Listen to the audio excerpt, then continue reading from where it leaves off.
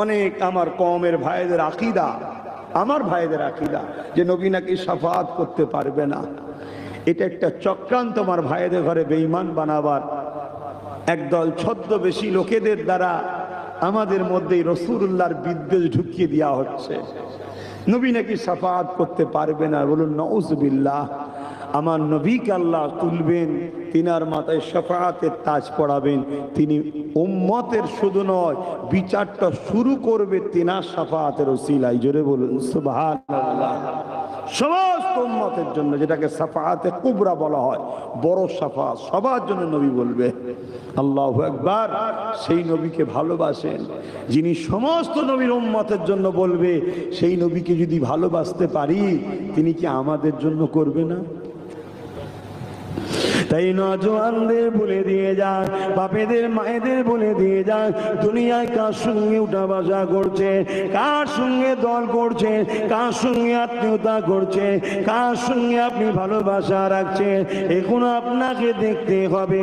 কারণ আল্লাহ কোরআনে জানিয়ে দিয়েছে, আমার হাবিব আমি আল্লাহ আপনাকে খুশি করব, এমন একজনকেও জান্নাতে ঢুকতে দেব না যারা কিনা দুনিয়া জমিনে আপনার দুশ্মনের সঙ্গে বন্ধুত্ব করেছিল, আপনার দুশ্মনকে সহযোগিতা করেছিল। তাই বলে দিয়ে যায়, আপনি দুনিয়ার স্বার্থ মিটাতে গিয়ে আখিরাতটা যেন কানা না হয়ে যায়। আপনি কোন আলেমের সঙ্গে ধরেন, আপনি কাকে ইক্তেদা করেন, আপনি কাকে পেয়ার করেন, আপনি কার দল করেন, কার সঙ্গে উঠা বসা করেন, আপনাকে সে কোনো খেয়াল করতে হবে। আপনার দুনিয়ার কল্যাণের স্বার্থে হোক আর আখিরাতের জন্য হোক, কোন জায়গাতেও আপনার নবী দুশ্মনের সঙ্গে আপনার উঠা বসা করলে হবে না। এতে আপনার যে চটা চটুক গে যাক, আপনার আখিরাত যদি আপনার বিশ্বাস থাকে, আপনাকে পরিবর্তন হতে হবে। কেননা আপনি দুনিয়ার স্বার্থ মিটাতে গিয়ে নবীর দুশ্মনের সঙ্গে যদি বন্ধুত্ব করে, কিয়ামতের দিনে আমার আল্লাহ নবী পাককে খুশি করার জন্য আপনাকে কিন্তু সেই শয়তানের সঙ্গে, সেই দুশ্মনের সঙ্গে আপনাকে জাহান্নামে কিন্তু দেবে। তাই বলে দিয়ে যাব, দুনিয়া দুনিয়া করতে গিয়ে আখিরাত যেন নষ্ট না হয়ে যায়।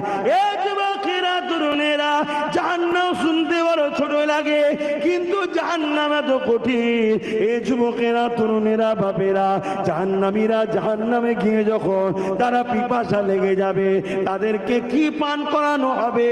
জাহান্নামের গিলাসে, ওই গিলাসে তাদেরই শরীরের পচা দুর্গন্ধময় পুঁজ টকবক করে ফুটতে লাগবে, সেইগুলো পান করানো হবে।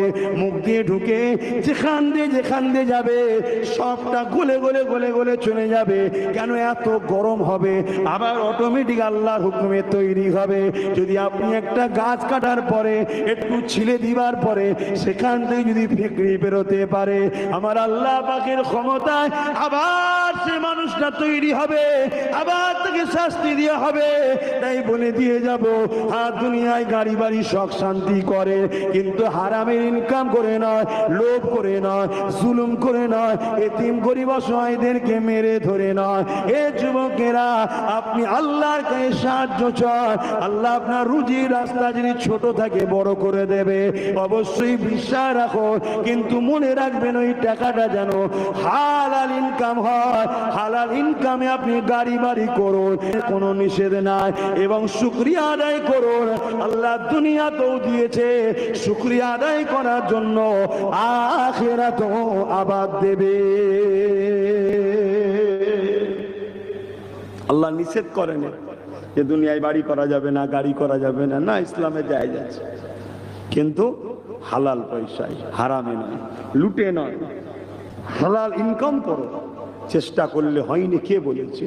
মানুষ শুধু চেষ্টা করে ধনী হয়েছে। যদি অন্য কেউ হয়, আপনি কেন হতে পারবেন না? আপনি চেষ্টা করুন। তবে মনে রাখবেন, আল্লাহ যাকে যত ভালোবাসে দুনিয়ায়, তাকে আল্লাহ একটু তত পরীক্ষা নেয়, একটু কষ্ট বেশি দেয়, যাতে করে আমার বান্দা দুনিয়া দান না বলে কিয়ামতের দিন প্রমাণ হয়ে যায়। এজন্য দুনিয়াতে একটু বেশি কষ্ট দেয়। আল্লাহ আমাদেরকে স্বচ্ছ জীবন দেন, খেয়ে পরে পরিবার বাচ্চাদের নিয়ে ভিক্ষা যেন না করতে হয়, একটু হাসি খুশিতে স্বচ্ছ জীবন, যেন খুব বেশিও দিতে হবে না, আর একেবারে হাতও না পাততে হয়। আল্লাহ যেন মাঝামাঝি জীবন যাপন করে যাওয়ার তৌফিক সবাইকে দান করে। হালাল ইনকামে বলুন আল্লাহুম্মা আমিন, আরো খুশিয়ে বলুন না আল্লাহুম্মা আমিন। কেন ইনকাম, হালাল ইনকাম একটা বিরাট গুরুত্ব ব্যাপার ভাই। হালাল খাবার একটা বিরাট ব্যাপার।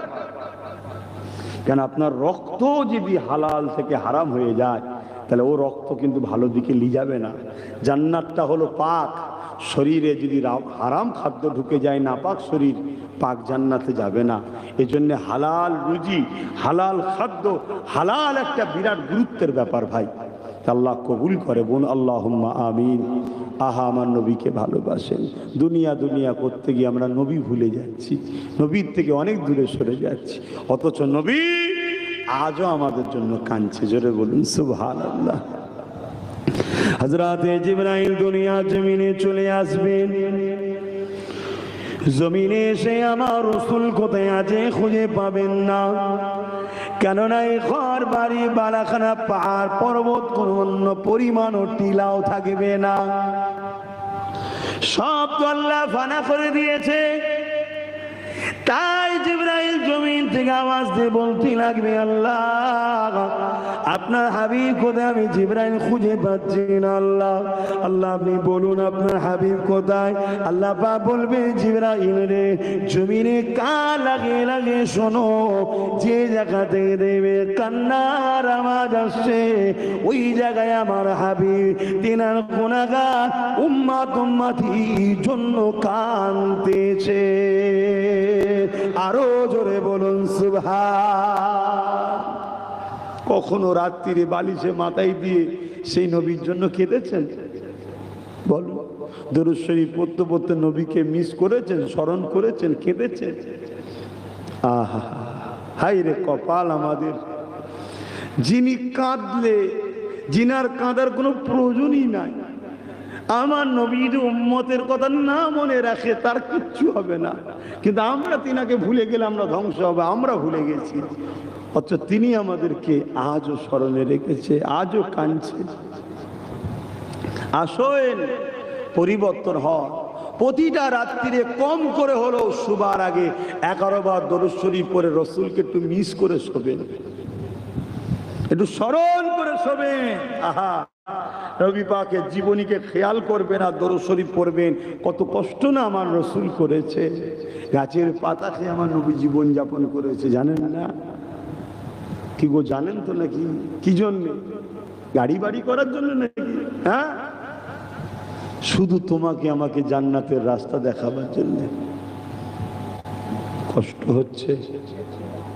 সবাইকে জিজ্ঞেস করছি, কষ্ট হচ্ছে? বল হলো কি আর হ্যাঁ বলা যায়? নাই তো বলতে হবে। কি করা যাবে? এই ছেলেগুলো ওই কি নাম যেন, নূর হোসেন নাকি, নূর ইসলাম, সবাই কম বেশি ভালোবাসার মানুষ। ওরা একটুখানি তাবারুক মনে একটু দেরি হবে, তাই 11:30 পর্যন্ত করতে বলছে। 11টা বাজতেই যাচ্ছে, তার একটু দু কথা বলে দোয়াটা করি, 11:30 হয়ে যাবে তো।